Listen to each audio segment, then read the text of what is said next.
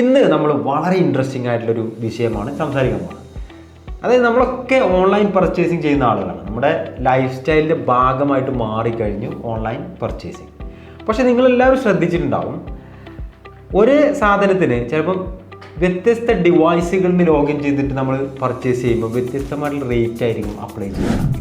ഈ ഒരു കാര്യത്തിനെ കുറിച്ച് പ്രാക്ടിക്കലി പറയുകയാണെങ്കിൽ, ഇപ്പം നമ്മളൊരു അറബി ഇവിടെ ഏതെങ്കിലും ഒരു ഷോപ്പിൽ പോയിട്ട് പർച്ചേസ് ചെയ്യുമ്പോൾ അറബിക്കൊരു വിലയും ഒരു മലയാളി കയറിയിട്ട് പർച്ചേസ് ചെയ്യുമ്പോൾ മലയാളിക്ക് വേറൊരു വിലയായിരിക്കും. എനിക്ക് നമ്മള് എന്റെ അനുഭവമല്ല, മൊത്തത്തിൽ എല്ലാ ഗൾഫുകാരുടെ അനുഭവമാണ്. അതെ, നമ്മ നാട്ടിൽ പോയിട്ട് മീൻ മേടിക്കാൻ പോകുമ്പോൾ മീനും ഓട്ടോമാറ്റിക്കായിട്ട് വില കൂടും. അതെ, അതേസമയം ആ നാട്ടിലെ ആൾക്കാർക്ക് സ്പെഷ്യൽ പ്രൈസും സ്പെഷ്യൽ ഡിസ്കൗണ്ടും ഒക്കെ കൊടുക്കും. അതെ, സ്വാഭാവികമാണത്. അതെ, അതെ, അത് പണ്ട് മുതലേ ഉണ്ട്. അതിന്റെ ഒരു ന്യൂ എന്താ പറയാ ഒരു വെർഷനാണ്, ഓൺലൈൻ വെർഷൻ. അപ്പൊ അതിന് പല ടെക്നിക്കൽ ടേമുകളൊക്കെ പറയണേ, ഒക്കേഷൻ ബേസ്ഡ് ആൻഡ് പ്രൊമോഷൻസ് എന്നൊക്കെ പറഞ്ഞിട്ട് ഫോർ കൺസ്യൂമറെ മനസ്സിലാക്കിക്കൊണ്ട് അതെ അവർക്കൊരു പ്രൈസ് നിശ്ചയിക്കുന്ന രീതിയിലേക്ക് ബിസിനസ് വന്നിട്ടുണ്ട്. അതായത് ഈ ഡാറ്റ സയന്റിസ്റ്റുകൾ അവരുപയോഗിക്കുന്ന ഫോണുകളുണ്ടല്ലോ, അത് തിരിച്ചറിയും അവർ. ആപ്പിൾ ഫോൺ ഉപയോഗിക്കുന്ന ഒരാളാണ്, ആപ്പിൾ ഫോൺ ഉപയോഗിച്ചിട്ട് ഒരാൾ പർച്ചേസ് ചെയ്യുകയാണെങ്കിൽ ഒരു പ്രീമിയം കസ്റ്റമർ എന്നുള്ള ധാരണയിൽ അവന് കുറച്ച് ഒരു പ്രൈസും സെറ്റ് ചെയ്ത് വെച്ചിരിക്കണം.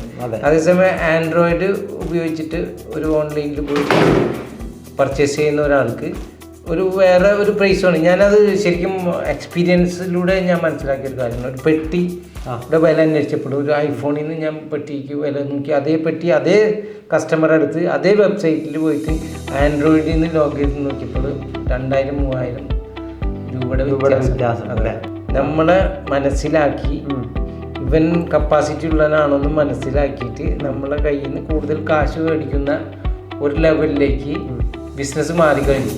അതെ, അതെ. പണ്ട് കാലത്ത് നമ്മൾ പറയില്ല, ആളെ തരം നോക്കിയിട്ട് കച്ചവടം ചെയ്യുന്ന ഒരു പരിപാടി നമ്മുടെ നാട്ടിലുണ്ടായിരുന്നു. അതിപ്പോൾ നമ്മൾ ഓട്ടോറിക്ഷ കയറിയാലും മീൻ കച്ചവടമൊക്കെ അടുത്ത് കയറിയാലും അല്ലെങ്കിൽ ഈ പറഞ്ഞ പോലെ അറബികളെ പോലെ അല്ലെങ്കിൽ റിച്ച് പേഴ്സൺ ഒരു പ്രൈസ്, അത് ആളെന്തരം നോക്കിയ ഒരു ബിസിനസ് പണ്ട് മുതലേ നാട്ടിലുണ്ടായിരുന്നു. അത് ഈ ടെക്നോളജി വരുമ്പോഴെങ്കിലും ഒന്ന് മാറുകയായിരുന്നു. ടെക്നോളജി അതിലും വളരെ മോശമായിട്ട് നമ്മൾ പിടിക്കൊണ്ടിരിക്കുന്ന ഒരു സ്ഥിതിയിലേക്കാണ് വരുന്നത്.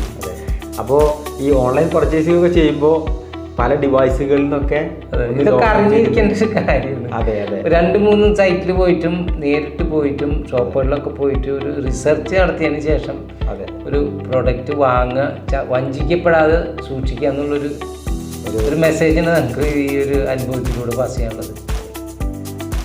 നിങ്ങൾക്കും ചിലപ്പോൾ ഇതേ തരത്തിലുള്ള അനുഭവങ്ങൾ ഉണ്ടായിരിക്കും. അത് താഴെ കമൻറ്റ് ചെയ്യുക. അടുത്ത വീഡിയോയിൽ നല്ല വിഷയങ്ങളുമായി നമുക്ക് കണ്ടുമുട്ടാം. Good bye.